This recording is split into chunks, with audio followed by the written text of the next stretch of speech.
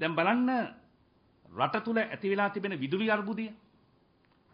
විදුලියෙන් ස්වයං පෝෂිතයි කියලා පම්පෝරි ගැහුවා. නමුත් දැන් රට පුරා විදුලිය කපනවා.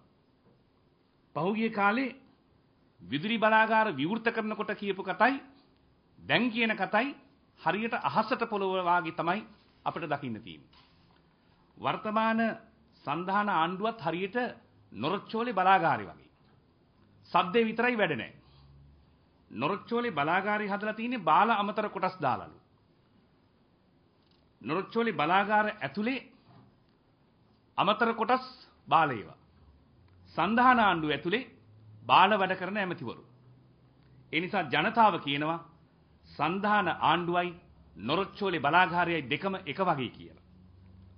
එක දවසක් වැඩ කරොත් මාසයක් අක්‍රියයි. ආණ්ඩුවයි නොරොච්චෝලේ බලාගාරයයි දෙකම එක තත්ත්වයට දැන්පත් වෙලා තිබෙනවා. ආණ්ඩුව ගමන් කරන දිශාව පිළිබඳව අද වෙනකොට හොඳට තේරුම් ගන්න පුළුවන් ලංකාවට සම්ප්‍රාප්ත වෙන විදේශ දූත පිරිස් දිහා බැලුවාම.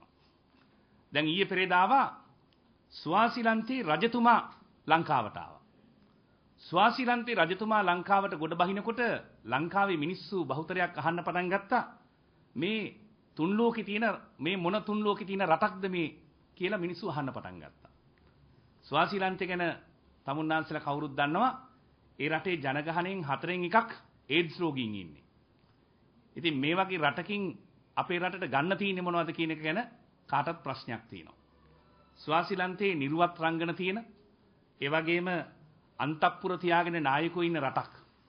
එහෙම රටවල් එක්ක තමයි දැන් අපිට දූත පිරිස් සෝමාරු කරගන්න සිද්ධ වෙලා තිබෙන්නේ.